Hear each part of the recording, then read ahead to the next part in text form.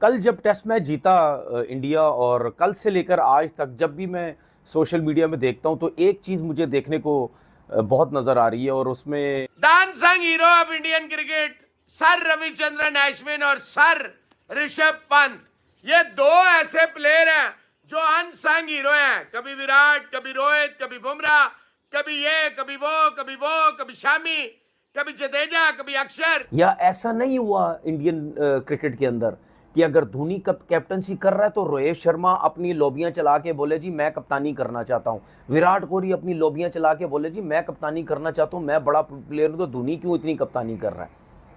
ये जो सारी मैं चीजें आपसे कर रहा हूं ना, ये सारी वो चीजें हैं जिससे टीमें बनती हैं, जिससे टीमें जीतना शुरू करती हैं। 1.5 साल के बाद कोई माई का लाल क्रिकेट में आया हो और ऐसी परफॉर्मेंस, उसने कहा कि ये जो 1.5 साल है मैं इसको पूरा करना चाहता हूं, मैं चाहता हूं हर स्टेज पे परफॉर्म करूं। ये है ऋषभ पंत। और रविचंद्रन अश्विन कहता मुल्क मुल्क मुल्क, जो आपको मिलेगा अपने मुल्क की बात करेगा। सिर्फ पाकिस्तान में आपको मैं बटेरे मिलेंगे जो मैं करेंगे, इसीलिए दुनिया भर में हमारा मजाक उड़ता है और कोई वजह नहीं है। Pakistan is blessed with. जी हाँ, हुआ वही जो होना था, जो निश्चित था। निश्चित इसलिए कि क्रिकेट अनसर्टेनिटी का खेल है, लेकिन बांग्लादेश और इंडिया की टेस्ट क्रिकेट टीम्स में जमीन और आसमान का फर्क है, और अनोनियां हो जाती हैं कि खेल में। लेकिन इंडिया को मालूम था कि अभी ये पाकिस्तान को हरा कर आ रहे हैं तो कुछ नहीं, तो इनका कॉन्फिडेंस बड़ा हाई होगा। और इस कॉन्फिडेंस को देखते हुए जिस तरह से इंडिया ने शुरुआत की है, जिस तरह से कोलैप्स हो गए, और फिर अश्विन और जडेजा की वो पार्टनरशिप, उसने सिग्नेचर कर दिया था कि अब बांग्लादेश ये टेस्ट मैच जीत नहीं सकता। भारत ने आज बांग्लादेश को मात देके वर्ल्ड टेस्ट चैंपियनशिप में पहला नंबर सिक्योर कर लिया। पहले ऑस्ट्रेलिया था, अब इस मैच के बाद भारत नंबर 1 पे है। और इसकी एक वजह है, हमने जिस तरह आपको पहले भी बोला था कि ये मैच चौथे दिन से ज्यादा जाते हुए नजर नहीं आता है। इनफैक्ट 3.25 दिन के अंदर ही उन्होंने मैच खत्म कर दिया। तो ये डिफरेंस है जो वो पूरी दुनिया के साथ अपनी टीम का कैलिबर रखते हैं, और शानदार परफॉर्मेंसेस हुई हैं। तो सर्जरी पाकिस्तान की टीम की तो पीसीपी ने तो पता नहीं की है नहीं की। बांग्लादेश हमारी सर्जरी करके गया था, हमें बता गया था कि हम कहां पे खड़े हुए हैं।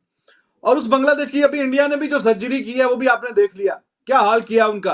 और कोई खेल का एक ऐसा हिस्सा नहीं है कि जिसमें वो compete कर सके हो इंडिया के साथ। फास्ट बॉलिंग ठीक है, थोड़ी इंप्रूव जरूर हुई है बांग्लादेश की, लेकिन इंडिया के पास दुनिया का बेहतरीन फास्ट बॉलिंग फास्ट बॉलर मौजूद है बुमराह, बेहतरीन दुनिया के ऑलराउंडर्स मौजूद हैं, अश्विन और जडेजा वो वहां पे मौजूद हैं, और कमाल की क्रिकेट खेली है। और यही एक्सपेक्टेशन थी।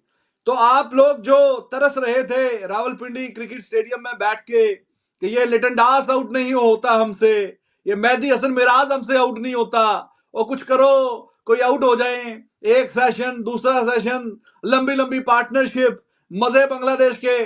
और पाकिस्तानी जो फैंस थे जो आ ही नहीं रहे, आजकल क्रिकेट देखने आते ही नहीं है, वो भी वहां पे, और आप लोग भी मीडिया बॉक्स में आउट करवाने के कोई पढ़ पढ़ के फूक रहे थे, लेकिन कुछ काम नहीं किया।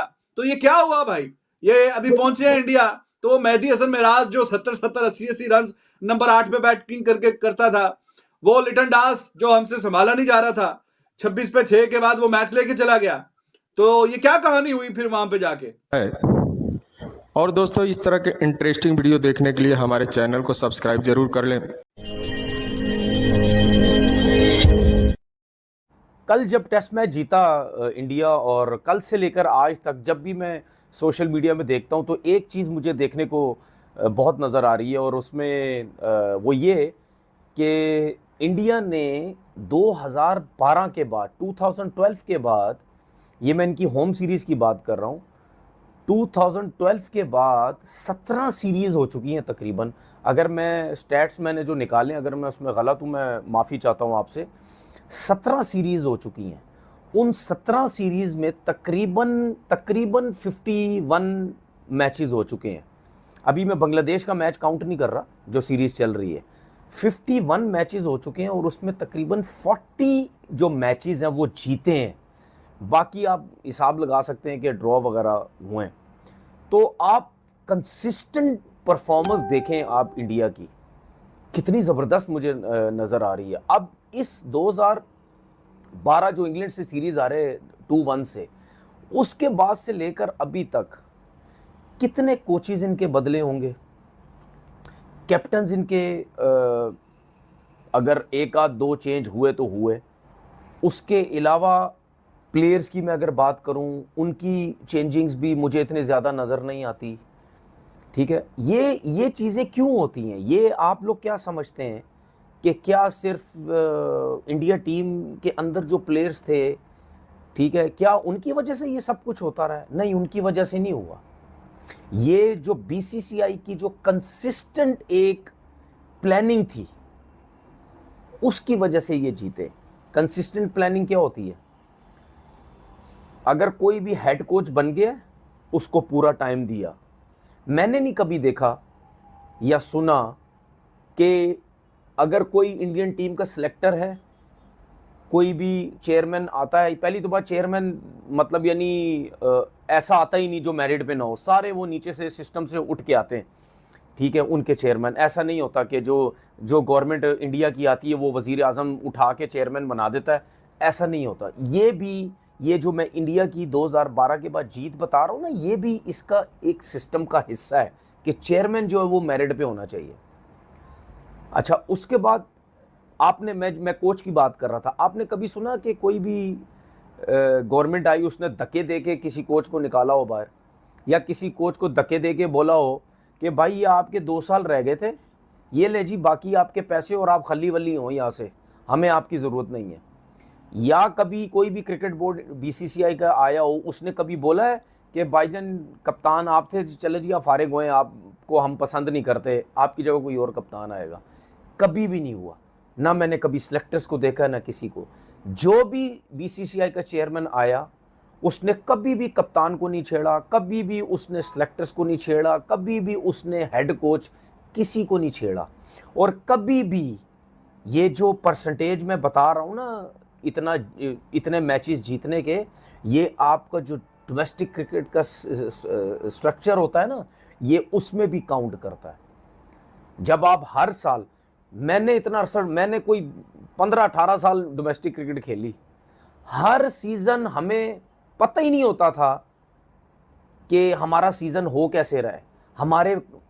अगर मैं कराची से खेलता था, मुझे पता ही नहीं होता था कि मैं कराची के मैचेस, मेरे कितने मैच कराची में, कितने पंजाब में, कितने कहाँ पे हैं। ठीक है, कोई पता नहीं होता था बॉल्स कौन सी। हर season ball change, ground change, system change, पता नहीं क्या ड्रामेबाजियाँ सब कुछ होती रहती थी। सही है, मैंने इंडिया में कभी भी नहीं देखा, कभी भी नहीं देखा। तो आपकी टीमें बनती कैसे हैं? वो इसीलिए आप ये 2012 से लेकर आज दिन तक आप देख लें, ठीक है, कितने प्लेयर जो रिटायर भी हो गए हैं, वो कंटिन्यू कितना अरसा खेलते रहे इंडिया से, कितना अरसा खेलते रहे। महेंद्र सिंह धोनी ने अगर कप्तानी की, वो करता चला गया कप्तानी, किसी ने उसको नहीं छेड़ा। ठीक है, आप जितवाते रहे, आप इवेंट जितवाते रहे, सब कुछ आप चलते चले गए। और ऐसा नहीं होता है कि ये जो परसेंटेज किसी भी टीम की जीतने की इतनी होती है ना, ऐसा नहीं होता कि कप्तान अगर बुरी कप्तानी कर रहा है, ये सीरीज हार रहे हैं या कुछ, उसको फौरन से हटा दे। नहीं, उसको बैक किया जाता है।